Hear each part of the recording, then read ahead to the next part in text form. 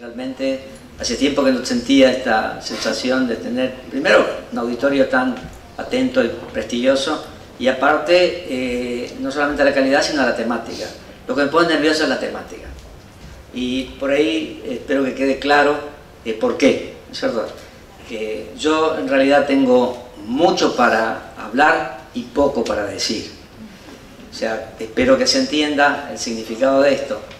Y fundamentalmente porque en general, o sea, yo provengo de una historia, vamos a decir, que nace en la universidad, estoy formado en la universidad, sigo siendo universitario, pero pasé por diversas instancias de tipo política, o sea, como secretario de Ciencia y Técnica de la Universidad de Misiones.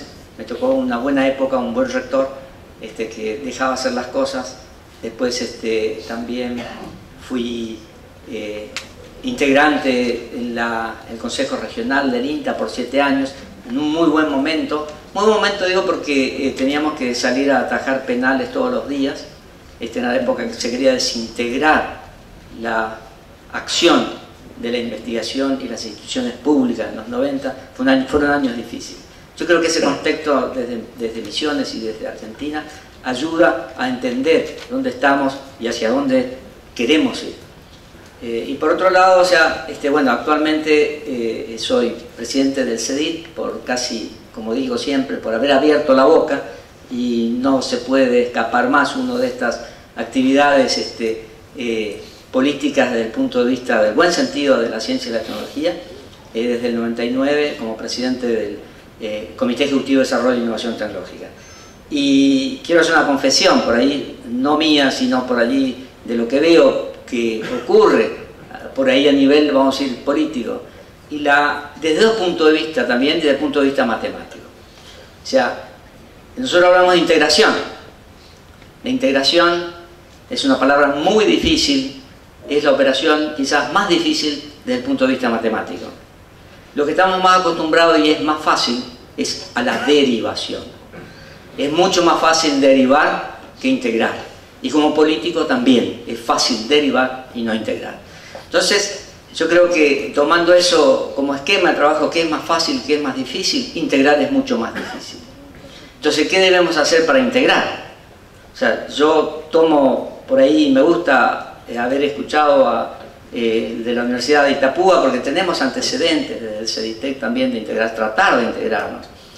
Entonces, por allí me gusta comenzar por la conclusión, o sea, como un buen paper, ¿no es cierto? O sea, y yo creo que la conclusión mía, y espero por ahí quizás no dejar todo claro por qué, pero lo que primero necesitamos para integrarnos es una buena política estratégica de integración, y que acordemos todos, y que tenga diversos niveles, un nivel regional, local. Yo creo que la política de integración regional entre Posadas y Encarnación es fácil, y le voy a explicar por qué enseguida. O sea, pero la política de integración en otros niveles, un poquito más amplios, que van más allá de estas dos urbes o de estos dos pueblos integrados ya por cultura, por tradición. Yo estoy casado con una paraguaya, ¿quién no tiene un amigo o un conocido del otro lado del río? Y debe ocurrir también en Paso de los Libres, en Santo Tomé, en Bernardo de Irigoyen, en todos los pueblos fronterizos. Entonces, yo creo que la política de integración estratégica tiene que ser generada no necesariamente en el ámbito político, tiene que ser generada en el ámbito donde se hace la investigación. Y en la Argentina, la investigación se hace fundamentalmente en las universidades. La universidad es la generadora de conocimiento, pero no está integrada como uno le gustaría ver al desarrollo, y por ende menos a la integración. Entonces, esta política, vamos a decir, estratégica de integración, para mí tiene que ser desarrollada por las universidades, por antecedentes, porque ya hubieron antecedentes en los 90, me acuerdo cuando era secretario de Ciencia y Tecnología, con Inuyuí hacíamos reuniones, pero las políticas, y eso quiero coincidir con el de Itapúa, las políticas de arriba hacia abajo en general no funcionan. Terminan siendo políticas que para la historia de los pueblos y la historia de lo que necesita la investigación, políticas que yo le llamo subliminales. Desaparecen con la gestión del político. Entonces, por eso la necesidad de generar políticas estratégicas que estén consensuadas en los mejores y los más importantes actores del sistema, que son los investigadores de las universidades. Ahora, esta política estratégica, ¿dónde tiene que nacer? Y el germen lo tienen que poner las universidades, los funcionarios de las universidades, los gestores, pero que tengan una fuerte base, porque sin la base no somos nada. Sin una base de investigadores integrados no podemos llevar adelante políticas de integración en investigación.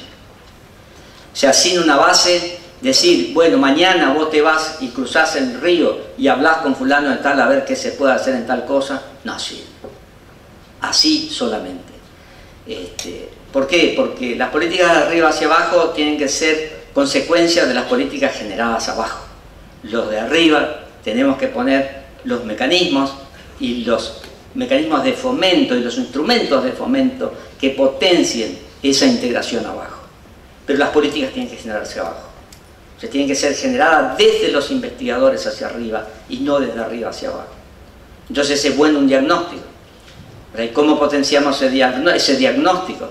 Y tenemos que juntar, para ver la potencialidad de nuestros investigadores, juntándolos, uniéndolos, hacer estas reuniones, porque vayan más allá del ámbito, vamos a decir, político de la universidad, sino que vayan a convocar a las bases, a los investigadores, para ver qué pueden hacer juntos. Y a partir de allí, comenzar una política de desarrollo en la generación de conocimiento aplicado a las necesidades de la región. Ahora, si uno mira, hay situaciones que son más fáciles donde generar políticas, donde impulsar políticas de conocimiento, generar conocimiento. Y esas áreas, ya creo que el de la Universidad de Itapú, de la UNI, creo que la puso implícitamente muy claras. Yo le voy a poner un poquito más específicamente, y que son aquellas cuestiones que son transversales a la vida de los pueblos. ¿Y cuáles son esas cuestiones transversales? Primero, la cultura, ¿cierto? Como una cuestión que viene de atrás. Segundo, todo lo que tiene que ver con lo social desde el punto de vista de la salud, de los riesgos a la salud más que de la salud, de lo que sea los riesgos en el medio ambiente. O sea, por eso que rescato esas dos o tres áreas que son muy importantes, que son las cuestiones transversales. ¿Y qué más que la educación? Estamos hablando de un ámbito donde queremos instrumentar la circulación de alumnos universitarios, pero no hablamos de la educación básica.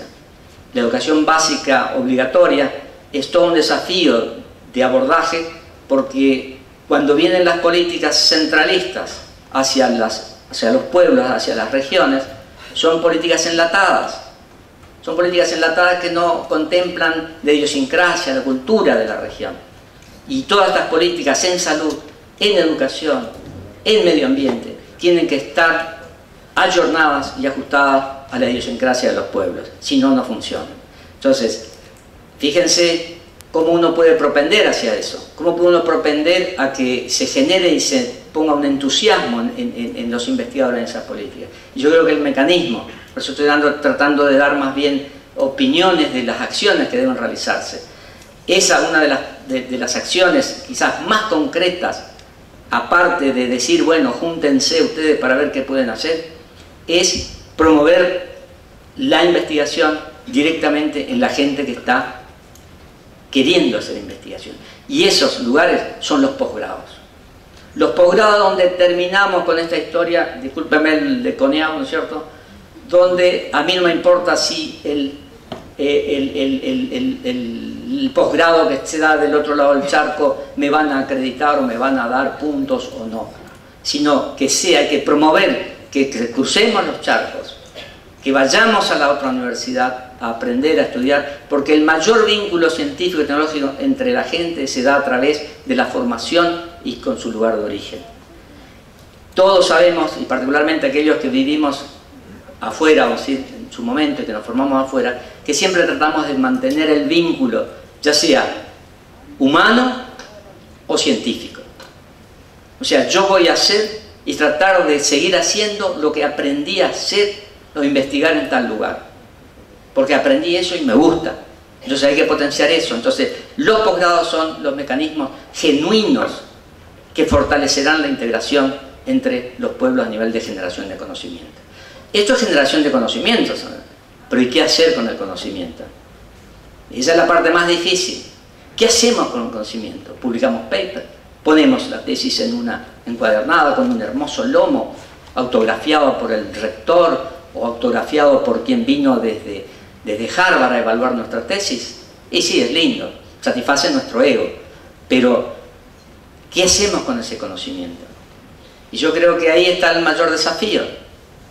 O sea, porque cuando buscamos, ¿no es cierto?, demandas, ¿en dónde? Porque uno como investigador quiere decir, bueno, yo quiero hacer algo que sirva, algo útil, algo que la gente pueda aplicarlo, pero ¿lo aplicará?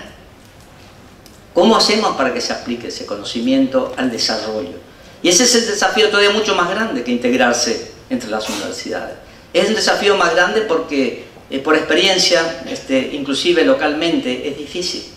Cuando hablamos de salud, por ahí es más fácil. ¿Por qué? Porque, bueno, establecemos una política entre el Ministerio del Estado de Paraná, otro con el Estado de Itapúa, y establecemos una estrategia de lucha contra un problema, o contra un flagelo, o contra una amenaza. O desde el punto de vista del agro, ¿no es cierto? Hoy hablamos de la enfermedad del citrus. Acá se establece una barrera contra la enfermedad del citrus, pero en Misiones, ¿no es cierto? Pero la enfermedad viene de otro lado. Yo conozco historias, muchas, te les puedo contar muchas historias, ¿no? Pero la avispa barrenadora del pino, la avispa barrenadora del pino que fue terrible en Brasil y en otros lados, y aquí se paró. ¿Por qué? Por adaptación de una tecnología a la zona. O sea, se estableció, esa demanda apareció desde la producción. Entonces, ¿qué hizo el INTA? Puso un poco de plata aquí, un poco de plata allá, como hacemos todos los investigadores, empezamos a traccionar dinero para resolver un problema, y la avispa barrenadora del pino está controlada, con una tecnología ecológica, que va y esteriliza, un gusanito esteriliza a los huevitos que dan nacimiento a esta avispa que hace desastres, ¿no es verdad? O sea que es una tecnología ayornada y apropiada a las necesidades nuestras, pero porque hay una demanda y una política estatal, y hay una necesidad traccionada por la demanda, que es: nuestros pinares se van todos a ceniza o se van todos a serrín, no queremos, perdemos valor económico. Les puedo dar otro ejemplo. Les puedo dar otro ejemplo de cuando una política estratégica asociada con esta demanda y esta acción política que tiene que intervenir sirve. O sea, la política de desarrollo foresto-ganadero en la provincia de Misiones comienza hace 20 años en el INTA, pero hoy aplicada. Misiones pasó de una, y no esto es una propaganda política, sino solamente, sí, decirles que de 50.000 cabezas pasamos a 500.000 en muy pocos años a través de esta política. Entonces, el mensaje final quizás es, bueno, tengo muchos otros ejemplos, o sea, tenía muchas cosas para hablar y poco para decir, pero quiero dejarle el mensaje que nosotros como instituciones, vamos a decir, de enseñanza público-privada, debemos ser la base de la generación de esta política estratégica de integración para que el conocimiento sea una herramienta para el desarrollo, nada más.